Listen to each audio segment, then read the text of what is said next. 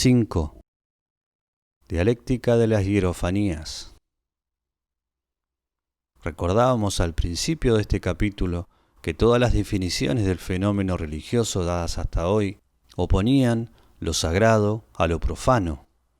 Lo que acabamos de decir, a saber, que cualquier cosa ha podido ser en un momento dado una hierofanía, ¿contradice esas definiciones del fenómeno religioso?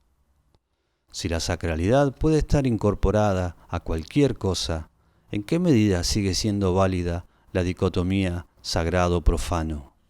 La contradicción no es más que aparente, porque si bien es verdad que cualquier cosa puede convertirse en una hierofanía y que probablemente no existe ningún objeto, ser o planta, etc., al que no haya revestido en algún momento de la historia y en algún lugar del espacio el prestigio de la sacralidad, no es menos cierto que no se conoce ninguna religión o raza que haya acumulado, en el curso de su historia, todas esas hierofanías. Dicho de otro modo, siempre ha habido en el marco de cualquier religión objetos o seres sagrados junto a objetos y seres profanos. No podríamos decir lo mismo de los actos fisiológicos, los oficios, las técnicas, los gestos, etc., pero ya volveremos sobre esta distinción. Hay que ir más lejos. Aunque una clase determinada de objetos puedan recibir el valor de hierofanía, hay siempre objetos dentro de esta clase que no gozan de ese privilegio. Cuando se habla, por ejemplo, de lo que puede llamarse culto a las piedras, no se consideran todas las piedras como sagradas. Encontraremos siempre ciertas piedras veneradas por su forma, por su tamaño o por sus implicaciones rituales. Veremos además que no se trata de un culto a las piedras, que esas piedras sagradas son veneradas tan solo en la medida en que ya no son simples piedras, sino hierofanías, es decir, algo distinto de su condición normal de objetos. La dialéctica de la hierofanía supone una selección más o menos manifiesta, una singularización. Un objeto se convierte en sagrado en la medida en que incorpora, es decir, revela, algo distinto de él mismo.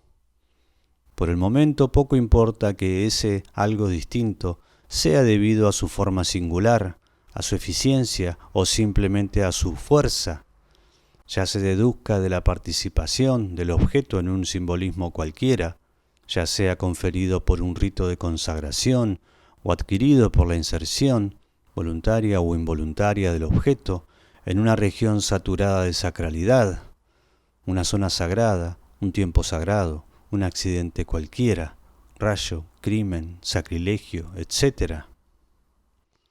Lo que nos importa destacar es que una hierofanía supone una selección, una separación clara del objeto hierofánico con respecto al resto de los que los rodea.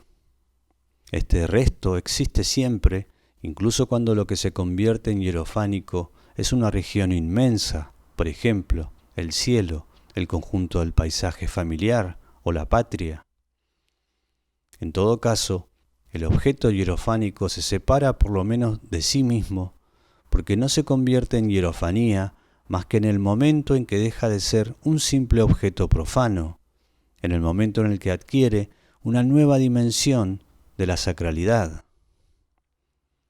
Esta dialéctica está perfectamente clara en el plano elemental de las hierofanías fulgurantes, tan frecuentes en la literatura etnológica.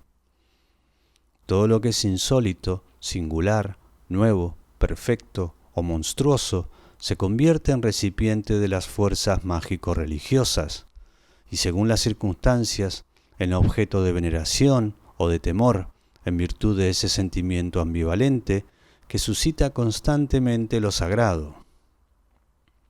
Albert Christian Kruit escribe, abro comillas, que un perro sea siempre afortunado en la caza es meaza, de mal agüero, signo de desgracia. El éxito excesivo en la caza inquieta al toradja. La fuerza mágica, gracias a la cual puede el animal hacerse con la presa, le será necesariamente fatal a su amo. Morirá pronto, o será mala la cosecha de arroz, o Las más de las veces se declarará una episotia entre sus búfalos o sus cerdos. Esta creencia es general en todo el centro de las célebes. Cierro comillas. En cualquier ámbito, asusta la perfección, y en ese valor sagrado o mágico de la perfección es donde habrá que buscar la explicación del temor que incluso la sociedad más civilizada manifiesta ante el santo o el genio. La perfección no es de este mundo, es algo distinto de él, o viene de otro lugar. Este mismo temor o esta misma reserva timorata se da frente a todo lo que es extranjero, extraño, nuevo, porque esas presencias sorprendentes son signos de una fuerza que, aunque venerable, puede ser peligrosa. En las célebes es measa que el fruto de un plátano brote no en el extremo, sino en el centro del tallo. Suele decirse que esto acarrea la muerte del dueño del árbol. Es measa que una calabaza tenga dos frutos sobre el mismo tallo, casi idéntico al del nacimiento gemelo. Esto provocará la muerte de un miembro de la familia del dueño del campo en el que esa planta brota. Hay que arrancar la planta que da esos frutos de mal agüero. Nadie puede comerlos. Como dice Edwin Smith, las cosas extrañas, insólitas, los espectáculos inusitados, las prácticas que no son habituales, los alimentos desconocidos, los procedimientos nuevos para hacer las cosas, todo eso se considera como manifestación de las fuerzas ocultas. En Taxa, Nuevas Hébridas, se atribuían todos los desastres a los misioneros blancos que acababan de llegar. Esta lista de ejemplos puede incrementarse fácilmente. Mircea Eliade, Tratado de Historia de las Religiones, @ Audiolibro Humano.